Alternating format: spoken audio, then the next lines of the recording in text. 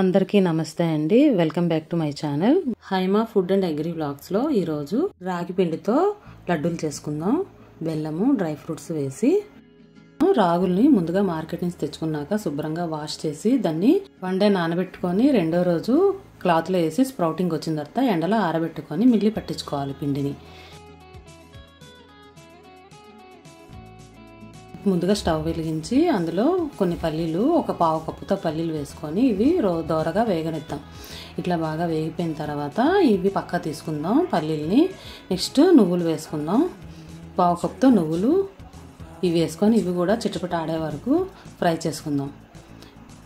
ఇట్లా ఫ్రై చేసేసుకొని ఇవి కూడా పక్కన ప్లేట్లో తీసేసుకుందాం.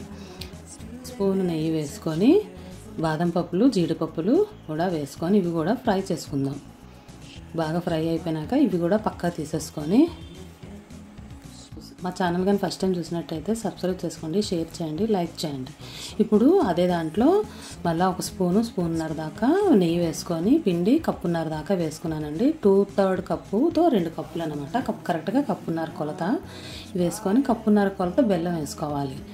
మళ్ళీ ఒక స్పూన్ తోటి నెయ్యి వేసుకొని అంచులెంబడి కొంచెం రోస్ట్ అవనిద్దాం. చాలా లో ఫ్లేమ్ మీద వేపుకొని చాలా బాగా రోస్ట్ అయింది అంటే మంచి సువాసన రావాలన్నమాట. అది పక్కనే వేగిపోయిందండి. ఇప్పుడు నువ్వులు, పల్లీలు వేపుకున్నవి ఇందులో వేసుకొని మిక్సీ గిన్నెలో ఇందులోనే జీడిపప్పు, బాదం పప్పులు కూడా వేసుకొని బరక్కగా మిక్సీ పట్టుకోవాలి.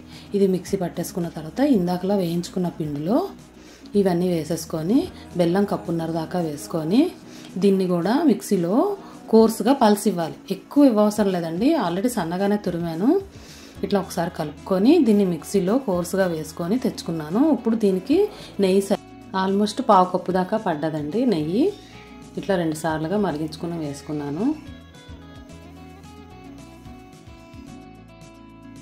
ఇందులో ఇలా ఇది వేసేసుకొని మొత్తం ఉండల్లో చుట్టుకోవాలి. మొత్తం పట్టించేసి నెయ్యి పిండికి మొత్తానికి ఎన్నో పోషకాలు ఉన్నాయండి ఇందులోని. ఆడపిల్లలకైతే ఇది చక్కగా పెట్టచ్చు. బయట కొన్న స్నాక్స్ కన్నా ది బెస్ట్ అండి. మీరు కూడా ట్రై చేసి కామెంట్ రూపంలో తెలియజేయండి. Thanks for watching.